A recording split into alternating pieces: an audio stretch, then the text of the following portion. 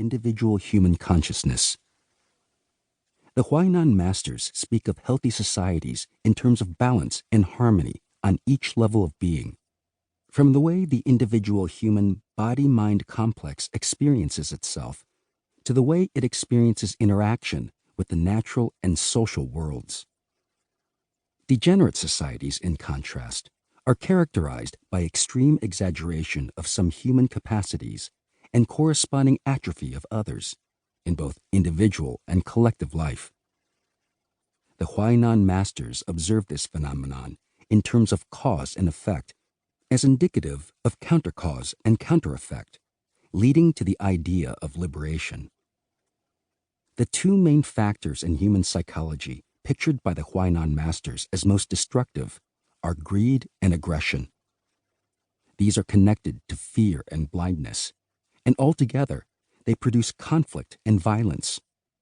Warfare is one of the paradoxical symbols of ancient Taoism, being the epitome of conflict and violence, but also representing a way of ending conflict and violence, a symbol of self-purification. All of the original classics of Taoism contain teachings on the causes and effects of warfare.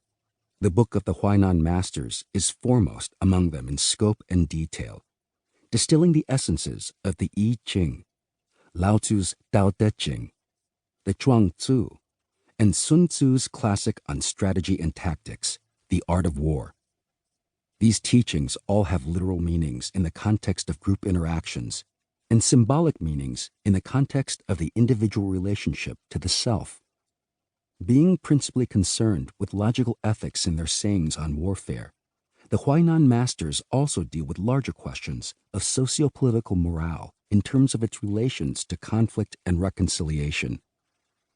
Thus, the masters define their conceptions of just and unjust wars in parallel with their comparisons between progressive and repressive societies and between balanced and exaggerated individuals. Harmony among persons and peoples is envisioned as arising from harmony within the self and with nature itself. The teachings of the Huainan masters on harmony and peace turn to the concerns of the individual human being, the fundamental unit of the family, society, and state. Although ancient Taoists considered the harmony of the individual with the universe to be an originally natural condition, they believed it was already inaccessible to the average person without special means of recovering it.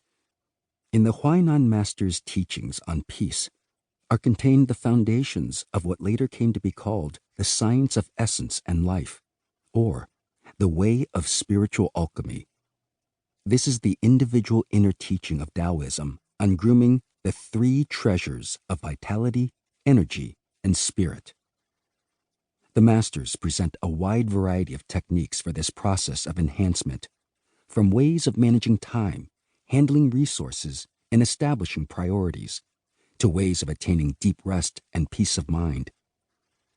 These Taoist arts of living are held to be capable of producing an evolutionary change in the individual, resulting in what classics call the complete person, the real human being, or the sage.